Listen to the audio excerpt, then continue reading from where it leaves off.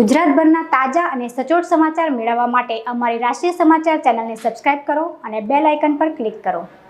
સુરત મહાનગરપાલિકામાં ફરજ બજાવતા સફાઈ કામદારો અને બેલદારોએ જેઓની 20 વર્ષની નોકરી પૂરી થઈ ગયેલ હોય તેવા કામદારોને અગાઉ સુરત મહાનગરપાલિકાની સ્થાયી સમિતિ ઠરાવ નંબર 460/2018 મુજબ જે તે સફાઈ કામદાર અને બેલદાર સ્વૈચ્છિક રાજીનામું મૂકે તો તેઓના એક આશ્રિતને નોકરી આપવાનો ઠરાવ કરવામાં આવેલ હતો, જે ઠરાવનો અમલ છેલ્લા 2 વર્ષથી બંધ થયેલ છે, જે ફરી ચાલુ કરવા માટે વારંવાર રજૂઆતો કરવા છતાં આ પ્રશ્નનું નિરાકરણ ન આવતા છેવટે આ સંયુક્ત 9 કામદાર યુનિયન દ્વારા આજે સુરત મહાનગરપાલિકાની મુખ્ય કચેરી ખાતે હલ્લાબોલ કાર્યક્રમ આપી ભારે સૂત્રોચ્ચાર કરવામાં આવ્યો હતો।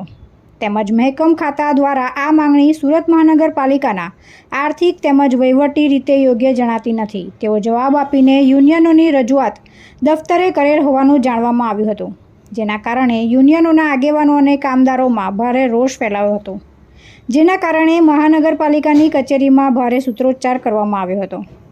કામદાર યુનિયનના સંગઠન સાથે જોડાયેલા ઇકબાલ શેખે જણાવ્યું કે ડેપ્યુટી કમિશનરને લોકસભાની ચૂંટણીની આચારસંહિતા આવે તે પહેલાં કમિશનર સાથે ચર્ચા કરીને આ દરખાસ્ત મૂકવાનો અમે પ્રયાસ કરીશું।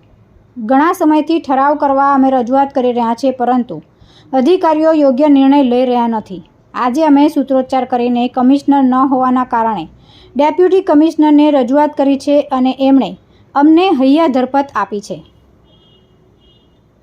તુલસી શર્મા સાથે રાષ્ટ્રીય સમાચાર સુરત।